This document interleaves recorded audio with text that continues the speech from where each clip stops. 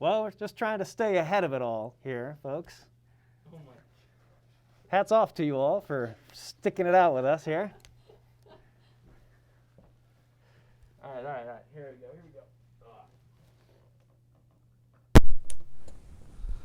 All right, Sarah, how's the audio? Am I talking again? Yeah, you guys sound good. All right, I think we'll get started. I do want to start by saying apologies on any dropped frames, bad connections. Our internet service provider has been killing us these last few days with really bad connections, so we'll do our best, but apologies. Oh my gosh, Whoa, a bat. what was that? Whoa, crazy. These bats are flying all over the place tonight. But anyway, we're going to do a cool little Photoshop live stream. Jeff's going to do some cool clipping, some cool compositing. I do want to say that if you are watching this, the end result of this is going to be super cool. But most of what the takeaway here is just the process involved. What the skills that Jeff are going to use are super awesome. And I hope you learn a lot. So if you have any questions as you go, leave them in the comment section down below. I will address them with Jeff. We'll get them answered. And yeah, we'll dive right in. All right, so as you can see here, we've got our fearless leader, Neil, here. Photographed him on this light gray background. First thing we need to do is we need to get a selection of Neil here. I want to get him off of this light gray background. And we're going to use the image calculations feature here for this. Here we go. And what this does is it essentially is blending channels together. And in this case, I'm going to choose the blue channel here. What's a channel, Jeff?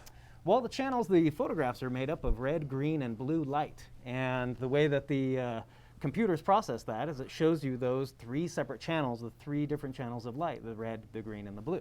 Excellent. So I'm blending these channels together because what I want is I want to get a selection of Neil. In this case, there's a section that I don't want, and then there's a section that I want in this selection. And the part that I want is him, and the part that I don't want is the background. So I'm going to go ahead and blend the red to the blue, and I'm going to blend that in color burn mode so I can increase the contrast heavily here. I'm going to go ahead and say OK there. Now I need to come in and I need to manipulate this channel. You can see it's created in my channels palette, this little temporary alpha channel. And I'm going to go ahead and bring up my levels dialog here. And I'm going to go ahead and I'm going to crush these whites. In this case, I'm going to squash them. And now I'm going to go ahead and I'm going to make sort of a rough little selection on the inside here. Just kind of selecting on the inside of Neil. And make sure that I have black and white in my color picker.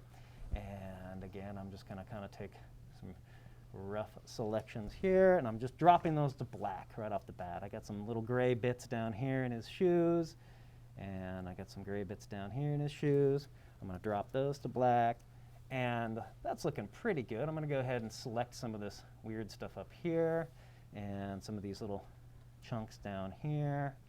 Essentially what Jeff's doing right now is we're trying to get a really good selection or a good kind of accurate selection of my dad so we can pull that background off of it in order to lay it into this cool little composite that we're doing. So that's the goal, is to basically make him all one color, either white or black, and the background all the other color. In this case, he's going to go black, background's going to go white, and we'll have that selection. Yep.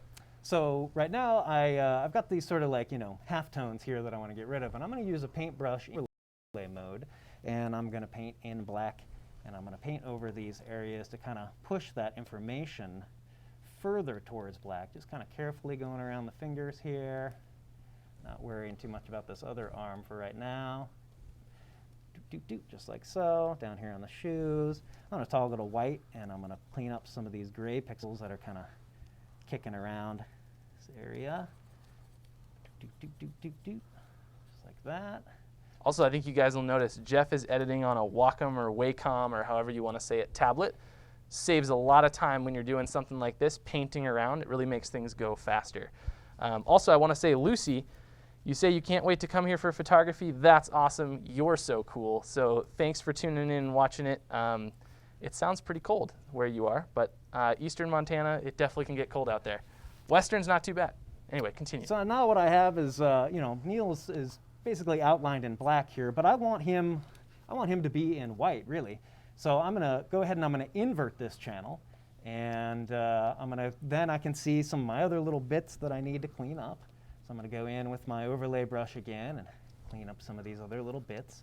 Again, I'm not worrying about this arm over here. That arm just happened to be closer to my light source when I photographed him that day, and I can deal with that in a second. So that's kind of what I'm looking at here.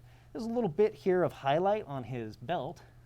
I'm going to go ahead and I want to see some of this, so I'm going to zoom in, kind of get down to that belt, make this selection here, and boop, I'm going to drop that out. Good. So I've got a pretty good, right now, a pretty good selection of him, except for that arm over there. That's all right. I'm going to do this again. Come up here to Image, Calculations, and I'm again going to choose the red and the blue. In this case, I'm going to go with Vivid Light, and I'm going to invert the blue. So now you'll notice this arm is pretty white over here, which is good. That's what I want. And I'm going to come over here, and I'm going to crush my blacks down. Very nice. And I'm going to select all of this information here, and I'm going to drop that to black, just like so. And Jeff, we should say too, a lot of this stuff is definitely very advanced Photoshop skills. Like these are kind of the upper echelon of what you'll do in Photoshop. But if you guys ever learn from us in our professional intensive program, this is the level of stuff that you'll need to know to be proficient out there in the workplace. And Jeff has done many years working as a digital tech. And so this stuff's like old knowledge for him. He's just doing it like the back of his hand, which is awesome. So now I've got a selection. The white part means that it's on. I got a selection of him, and I got a selection of his arm. I'm going to go ahead and activate that selection. I'm going to add to it this new one that I have, which means now I have basically a new selection, all of Neil here, which is pretty nice. At this point, I want to feather that selection a bit, so I'm going to modify that, and I'm going to modify it, oh, say 0.5 pixels, and I'm going to cut him out to his own background. That's good. And let's go ahead and just put a layer mask on him for right now, because what I want to do is I want to get a blank layer behind him, and I want to drop it to black, because black is spookier. Oh, That's I'm right. already scared. So there he is. He's sitting on black. So what are we going to do with him now? OK, so I'm going to take a little cruise, and I see there's a little bit of a sort of fringe around the outside edge of him. Ghosting, if Is you it will. a ghostly fringe? Ghosting, yes. And so we're going to go ahead, and I'm going to look at this mask, and I need to blur that mask a little bit. So I'm going to come up here on my mask, and I'm going to activate a little bit of blurring. That looks pretty good, somewhere in the 5 pixel range. You can see here in this window, if I toggle, you can see the edge of my selection's pretty hard. Right now I'm blurring the mask a bit so I can push up against it a bit more and get some of that fringe to disappear. And you all, I should say this too, if you've done much time in Photoshop, fringe battling is like one of the hardest things. You really want to get down that fringe, and that's what these really advanced techniques can help you do. That's what a lot of time in Photoshop is spent, is just beating down that fringe and killing it so that your selection looks much more believable. That's right. So, I got little bits of fringe here that now I'm just going to kind of push against it here with this levels dialog to get rid of a bit of that fringe. And OK, so he's looking pretty good. In a pretty good spot right now with him. We're missing one element, and I need to go get it. Oh. Down here. Oh my Boom. gosh, look at that. So I got this skeleton here that I'm going to work with. And let's go get that skeleton and bring him over here. I should say also, Jeff, we pre-photographed both of these things. So that skeleton and the photo of my dad were shot earlier, last week, and now we're putting them together, which is awesome. So what you can see our skeleton doesn't quite match up perfectly to Neil, but that's okay. We're going to work with that.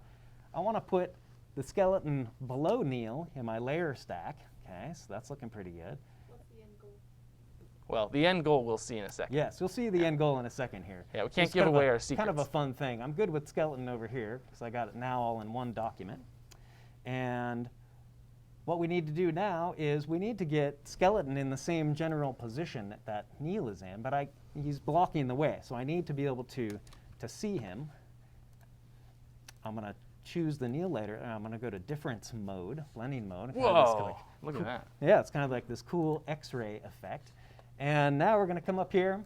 There he is, in this X-ray, and I'm going to activate the puppet warp on the skeleton layer. Puppet warp's pretty cool because it allows me to come in, and I'm going to place a pin right here so the head doesn't move around. And I'm going to place a pin on the chest here. And I'm going to place one here on the hips. I don't really want the hips moving around.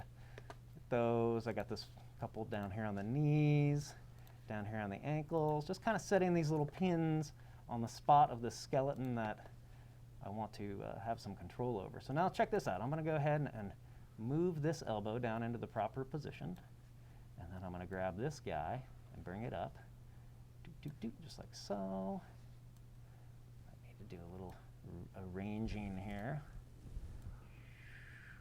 Like so. Oh, hello. Yeah. Hi there. Photoshop is so cool. And I can get, some of these appendages into the right spot here. These digits. There we go. Skeleton fingers. And each pin basically is giving you a control point, right? Like that's right. Yeah, much like a marionette, if you imagine. But I have to, kind of carefully. You can see it tends to want to bend things around. So it's all about where you place these little anchor points, and it also gives me the ability to do rotations on these anchor points, which is pretty cool. Yeah. And but I'm just kind of getting the structure in place here on this skeleton. You can see that this particular guy, there we go, that's pretty good. Maybe I'll make this a little smaller. I'd say that that's close enough for this. That looks great. And the feet here I need to kind of tweak around. So I'm going to grab these feet and move them into position. Boop, boop, boop, just like so. Nice, so that's looking pretty good. Looks great. Seems to be matching him now. I'm going to go ahead and commit that change, and I'm going to come back and I'm going to hide him by getting out of difference mode back into normal mode. So now the skeleton is inside of him, underneath him. Really. Underneath him, yep. So now what we need to do is I want to create a magnifying glass where we're kind of like looking through it. Ooh. A scary magnifying glass. So Let's we're going to grab an ellipse tool here. I'm going to go ahead and pull up this ellipse. It's looking pretty good. I'll put it over his face for right now. And I want to make sure that my magnifying glass, this ellipse in my layers palette, is grouped together with the layer of Neil. So I'm going to go ahead and put those guys in a group. What was that shortcut you just used? That was Command G. Okay, that groups things. All to right. group those two layers into the same little folder here. And I'm going to target my ellipse layer here, and I'm going to go to my blending options right here. Bring up this window, and let's see. I want to put a little bevel and emboss on this, kind of a hard chisel look. Okay.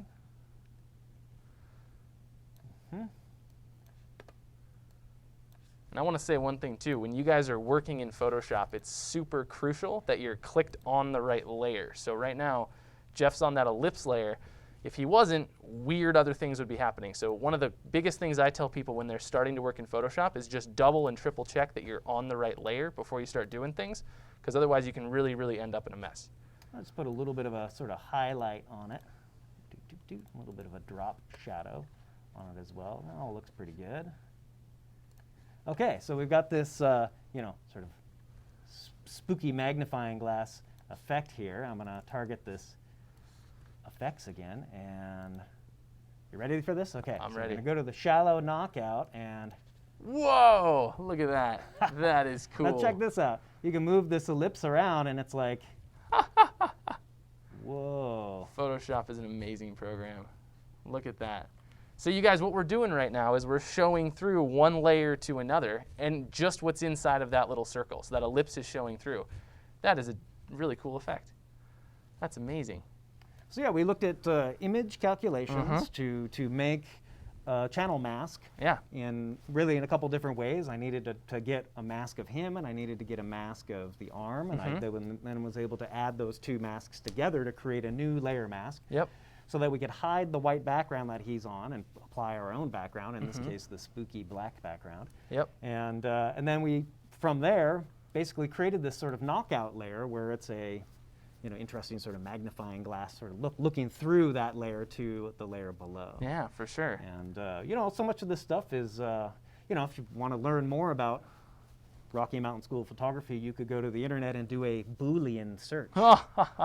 Boolean. Oh, that's amazing. Those jokes drive me batty. Okay. We're so bad. I do want to do one thing too before we call it a night. Why don't we take our masks off and show the world who we are? Do you think we should do that? Sure. Let's do it. Let's just do it real quick. So you guys, we have been doing this with the power of green screening, and what we have are these little green screens on our faces. There we go. And now we're back. Look at that. Hey, Woo, all right. High five. I love it. So you guys, thank you for watching. Really appreciate it. If you want to learn more about RMSP, hit that subscribe button down on the bottom because we do YouTube videos every few days, I'd say. It's kind of like once a week, sometimes twice a week, depending on what it is. I'd really appreciate you guys to hit that like button down below. That'll help this kind of make it up there in that search result. And again, this is a really cool technique, not because, well, because of the end result for sure, but even more so because of the things that go into it. Image calculations and using what Jeff was doing to cut out my dad are like super critical skills in the Photoshop workplace. So if you guys are wanting to learn more about Photoshop, this is definitely a crucial thing to do. Because there we see we've got that skeleton in there, that knockout layer, everything comes together. So thank you guys so much for watching. Jeff, you did an amazing job. Thanks for doing it. All right, that was fun. And we appreciate it. Thanks, y'all. Happy Halloween. Yeah, happy Halloween. Woo!